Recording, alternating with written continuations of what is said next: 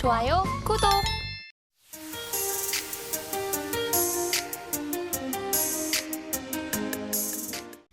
금투세요.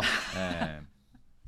금투세는 저도 네. 이제 투자를 꽤 오래 한 입장으로서 네. 그리고는 미국에 세금을 내고 있는 입장으로서 네. 저는 한국 투자도 하고 미국 투자도 하는데 과거부터 계속 말씀을 드렸습니다. 네. 금투세 도입을 할 거면은 제대로 합시다.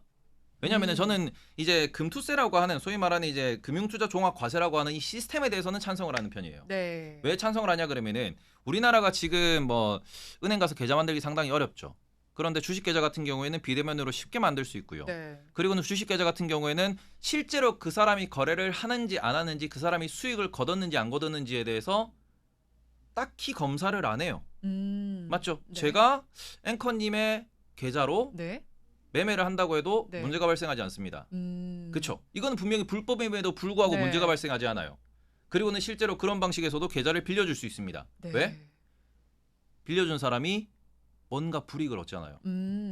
하지만 금융투자 과세가 되는 순간 네. 계좌를 빌려주고 제가 그 계좌로 수익을 내잖아요. 그럼 네. 앵커님이 세금을 내야 됩니다. 네.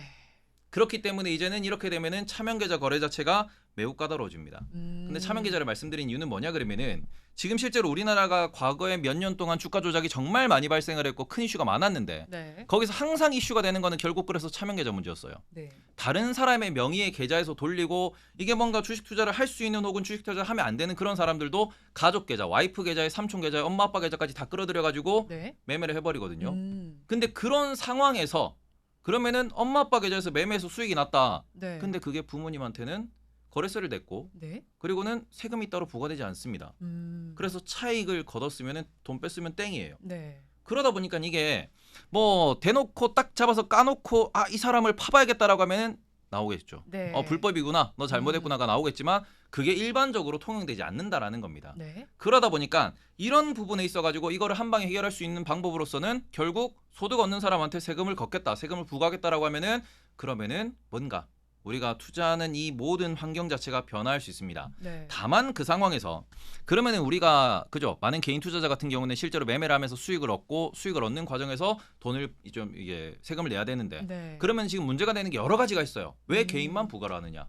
법인 같은 경우에도 부과를 해야 되지 않느냐? 네. 뭐 그런 것도 막 여러 가지가 지금 존재하는 부분이고. 그러고는 우리나라는 그래서 그러면 내가 매매보다는 좀 내가 장기 투자를 하고 싶다. 내가 배당 투자를 하고 싶다라고 하면은 배당을 받아도 지금은 예금 적금이랑 같이 세금이 나오죠. 네. 이 부분에 있어서 배당 분류과세가 필요하다는 얘기는 예전부터 있었습니다. 근데 이런 부분에 대해서 지금 잠깐 단언 언급이 돼요. 분류과세 해야 된다. 근데 이거에 대한 법령은 아직까지도 만들어지지 않는 상황이고요. 네. 개편돼야 될 게 한둘이 아니에요. 특히 그리고는 미국 같은 경우에는 대표적으로 몇 가지를 말씀을 드려보면은 장기 보유하면은 세금 없어요. 네. 그죠? 장기 10년 이상 보유하면은 세금 거의 안 냅니다. 차익을 거두더라도. 그러면 장기 보유했을 때 우리나라는 어떻게 되느냐? 장기 보유에도 세금 내야 됩니다. 그리고 우리나라 지금 금투세에 있는 가장 문제가 되는 거는 네. 내가 차익을 얻어요. 얻으면은 내가 매도하는 순간 원천 징수를 하겠대요. 야, 그죠? 왜냐 그러면은 우리가 그 종합 부동산세도 마찬가지고 네. 우리가 뭐 종소세도 마찬가지고 월급 관련돼 가지고 우리가 뭐 이렇게 세금 낼 때도 마찬가지고 네. 법인세도 마찬가지고 다 5월에 내요. 맞죠? 1년에 다 정산해 가지고 다음 달에 냅니다. 내년에 내요, 5월에. 근데 왜 원천 징수를 하죠? 그렇죠. 플러스 마이너스 해 가지고 그냥 네. 연간 단위로 끊어서 이거 계산하면 되는데 왜 원천 징수를 하죠? 이거 좀 이상하거든요. 이런 부분도 자체도 뭔가 이제 법이 좀 너무 엉성하게 만들어져 있다. 네. 그러니까 이런 부분에서 법이 좀 더 이제 명확하게 이게 왜 만들어졌는지 이게 왜 필요한지에 대한 이런 아무런 그런 소명도 네. 없이 그럼 법은 이렇게 만들게요. 가 땡이거든요. 네. 항상 이제 말씀드리는 게 우리나라 공무원분들이 그 소통이 너무 없으세요. 그렇죠?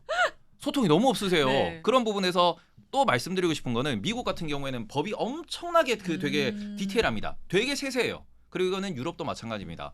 대표적으로 프랑스 같은 경우에는 거래세도 있고요. 네. 그리고는 우리나라 금투세라고 부를 수 있는 차익에 대한 과세도 둘 다 있어요. 그러니까 우리나라 지금 이중과세니 뭐니 얘기가 나오는데 지금 프랑스나 영국 같은 경우는 이중과세를 합니다. 네. 대신에 까다로운 조건을 달아서 대형주 투자에 대한 차익에만 이중과세를 때려요. 뭐 이런 식으로 해가지고 여러 가지가 지금 그 소위 말하는 시스템을 구축하기 위한 세법을 구축하기 위한 여러 가지의 논의와 그런 장기간의 장구가 합쳐져 가지고 만들어지는 게 하나의 세법인데 네. 금융투자종합과세는 되게 중요한 증권 거래에 관련된 네. 자본주의에서 자본에 대한 그런 세금인데 너무 대충 만들어졌다라는 느낌을 지울 수가 없습니다. 그리고 지금 문제가 있다는 게 한둘이 아닌데 거기에서 새로운 세금에 대한 신설만 만들어졌고 네. 그리고는 그거에 대한 반대급부 혜택은 전혀 없어요. 네. 그러니 지금 이 부분에서는 당연히 사람들이 반발할 수밖에 없죠. 네. 만들 거면 제대로 만들고 하나하나 바꿀 게 다 있으니까 전부 다 바꾸면서 네. 그러면서 우리가 새 판을 짜잔데 아, 꼼꼼하게 그쵸. 이거는 이상한 판에다가 이상한 판을 더해요.